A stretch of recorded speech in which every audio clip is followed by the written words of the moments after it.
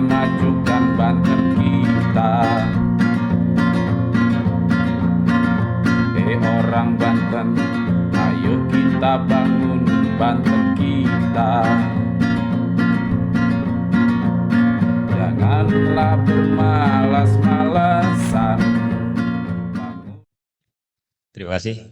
Bismillahirrahmanirrahim. Assalamualaikum warahmatullahi wabarakatuh. Mohon izin Pak Kiai, Ki Sultan, Pak Sok dan kawan-kawan semua.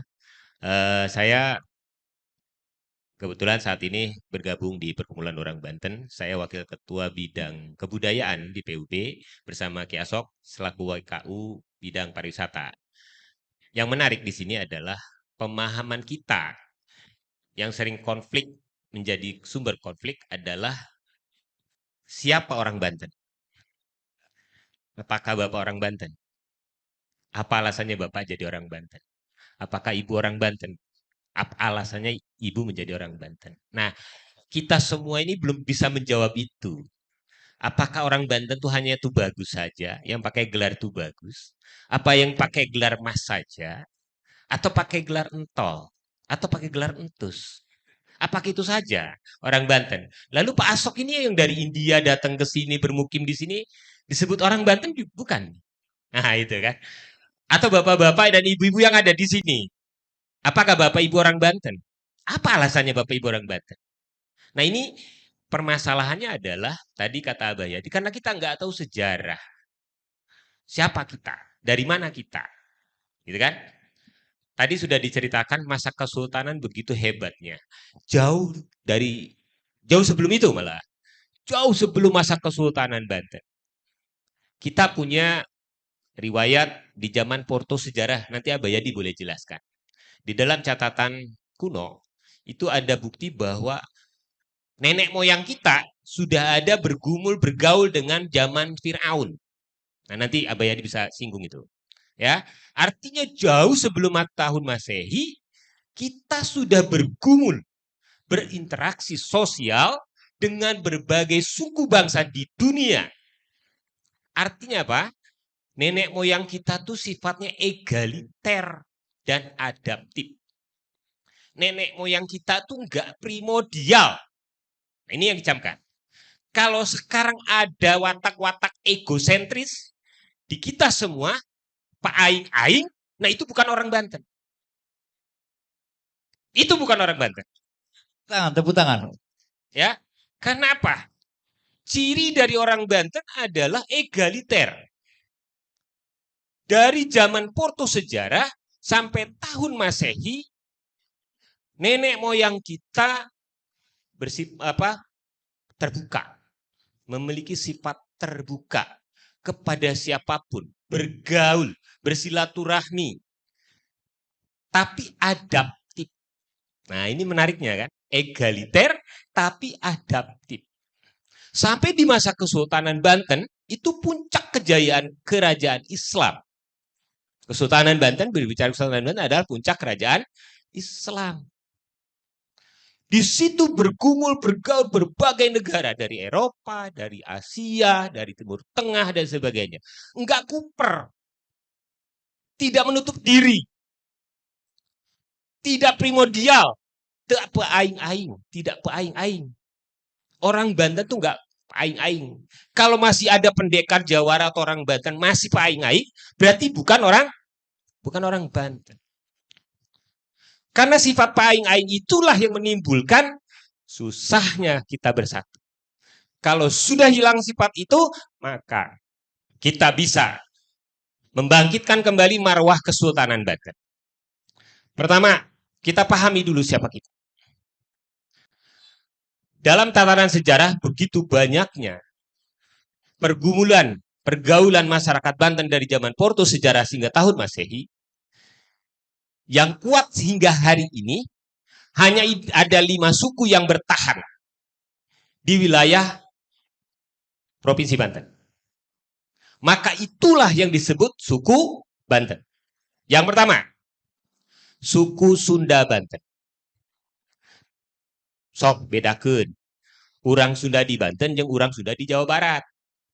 Tina cacahanana, tina adatna jeung kebiasaanana. Beda. Beda, bahasanya beda, ya kan? Itulah suku Sunda Banten dengan bahasa Sunda Banten.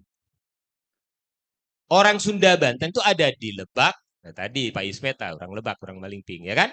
Ada di Tangerang Raya, di Serang, Cilegon, dan sebagainya. Suku Sunda Banten. Yang kedua adalah suku Jawa Banten. Beda dengan suku Jawa Tengah atau Jawa Timur. Suku Jawa Banten. Bahasana ada dua. Wenten kali bahasan nih, bangkit bebasan, lan bangkit pasaran. Sing sire itu kasar. Ya kan? Tapi ada yang halusnya, itu yang disebut bahasa keraton. Nanti ya Mbah Yadi lagi tuh tugasnya sama Kang Haris tuh. Ya. Yang ketiga, ada bahasa Tiong, ada suku Tionghoa. Tionghoa Banten. Kita sebutnya Tionghoa Banten. Kenapa? Karena dari bahasa dan adat istiadatnya nggak ada bahasa Tionghoa Banten yang sekarang berkembang sejak masa Kesultanan itu sama dengan di sana, nggak sama.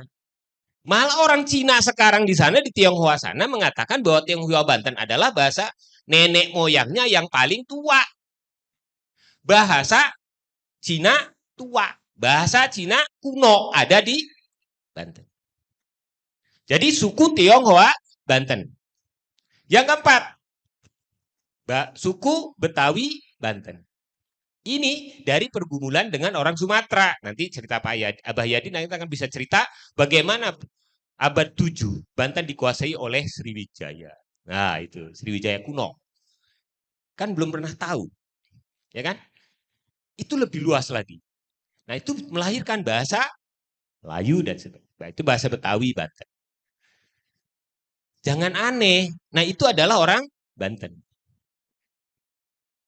Tadi suku Jawa, suku Sunda, suku Tionghoa, ada satu lagi. Suku Betawi satu lagi ada. Apa? Di daerah Anyar sampai hari ini masih ada suku Lampung Sikoneng. Tanya sama mereka, bahasa Lampung mereka itu beda dengan bahasa Lampung yang di Sumatera. Ternyata bahasa Lampung Cikoneng itu adalah bahasa Lampung kuno. Bahasa Lampung tua.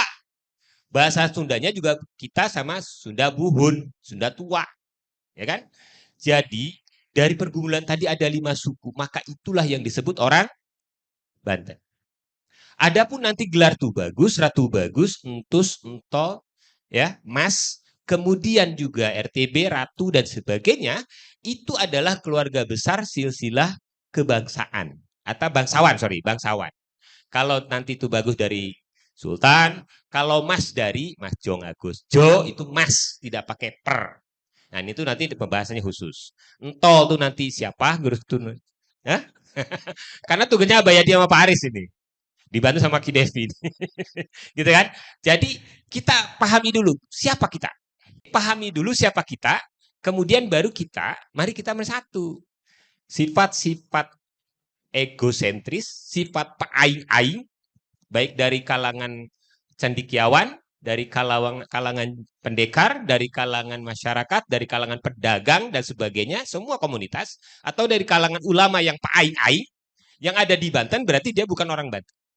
Karena sifat dasar orang Banten adalah egaliter, terbuka, dan adaptif. Mengkedepankan silaturahmi, uhuah Islamiyahnya. Itulah ajaran Sultan Banten, gitu kan? Demikian barangkali. Terima kasih. Assalamualaikum warahmatullahi wabarakatuh.